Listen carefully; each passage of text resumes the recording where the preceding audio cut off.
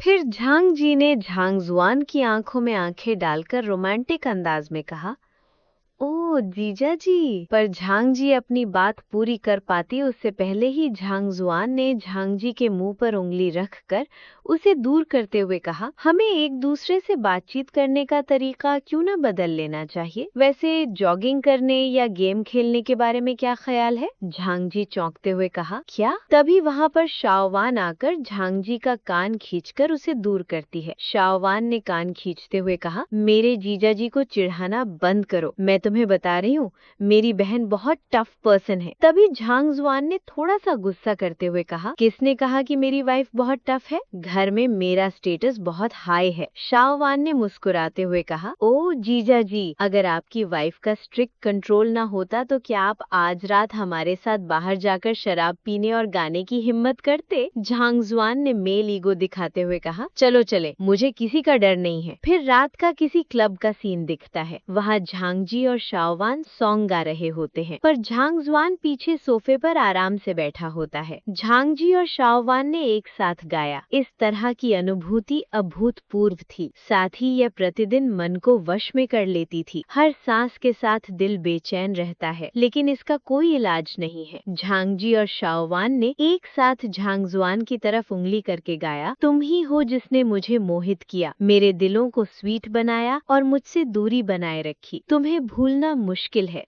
सिर्फ तुम्हारे लिए। ये देखकर झांग जुआन इतराते हुए सोचता है, मेरे जैसा हैंडसम होना वाकई बहुत मुश्किल है। हर जगह मेरे फैंस ही फैंस हैं। झांग चैंग ने मुस्कुराते हुए चिल्लाया, ओ जीजा जी। झांग चैंग के दोस्त ने ग्लास आगे करते हुए कहा, प्लीज ड्रिंक करें। फिर झांग चैंग ने सिगरेट आगे करते हुए कहा, चलो सिगरेट पियो। झांग जुआन सोचता है, अरे ये लोग यहाँ क्यों हैं? उतने में ही झांग चैंग झांग जुआन को सिगरेट जला के देता है। झांग जुआन ने पूछा, वैसे तुम लोग यहाँ क्यों हो? झांग चैंग ने मुस्कुराते हुए कहा, क्या जीजा जी, आप हमें सिखाएंगे नहीं? आप इतने शानदार थे कि हम भी आपके जैसे बनना चाहते थे। उतने में ही जोर से दरवाजा खुलने की आवाज आती है। 3 गुंडे दरवाजे को लात मार के अंदर आते हैं। उनमें से एक उनका बॉस और बाकी 2 उसके चमचे होते हैं। लीडर ने मुस्कुराते हुए कहा, झांग चैंग जब मेरे इलाके में आए, लेकिन तुमने तो मुझे हेलो तक नहीं किया। मुझे पिछली बार की नफरत बहुत स्पष्ट रूप से याद है। ये सुनते ही झांग चैंग और उसका दोस्त लड़ने के लिए इन लोगों की तरफ आते हैं। झांग चैंग ने गुस्से में कहा, गुओ कियांग, ये सभी लिन फैमिली के लोग हैं, तुम क्या करना चाहते हो? झांग चैंग के दोस्त ने कहा, हाँ, क्या तुम्हें लगता है कि तुम ग्रेट हो? क्या तुम चाहते हो कि हम तुम्हारी पिटाई करें? गुओ कियांग ने हंसते हुए कहा, ओ,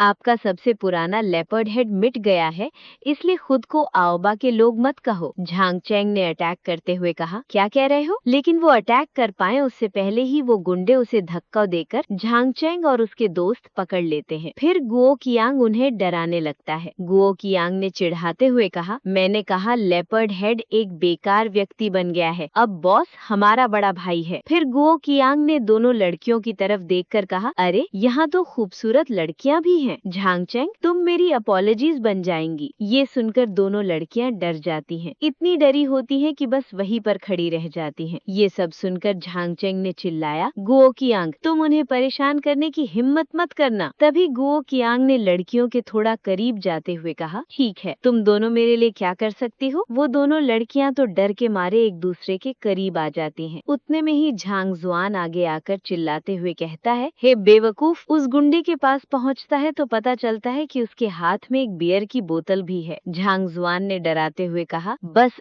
एक कदम आगे बढ़ाया तो मैं तुम्हारी टांग तोड़ दूंगा। तभी वो लड़कियां हंसते हुए सोचती हैं, जी हाँ, जीजा जी यहाँ है, हमें किस बात का डर है? उस गुंडे ने आगे बढ़ते हुए कहा, ओ, एक कदम, अब तुम क्या करोगे? उसके इतना करते ही झांग जुआन उसके सर पर बोतल फोड़ देता है, जिससे उस गुंडे की चीखें निकल जाती हैं। उसके साथ ही उसके सर से खून निकलने लगता है। फिर वो गुंडा ने सर पर हाथ रखे हुए चिल्लाया, तुम कमीने। वो आगे कुछ बोले उससे पहले ही झांग जुआन आगे बढ़कर फूटी हुई बोतल को उस गुंडे की झांग में घुसेड़ देता है। ये देखकर गुओ कियांग चिल्लाया, तुम क्या कर रहे हो? फिर झांग जुआन ने उसके पास जाकर कहा, अगर तुम काफी स्ट्रॉन्ग नहीं हो तो स्ट्रॉन्ग होने का दिखावा मत करो। गुओ कियांग ने दर्द में हकलाकर कहा, मैं समझ गया।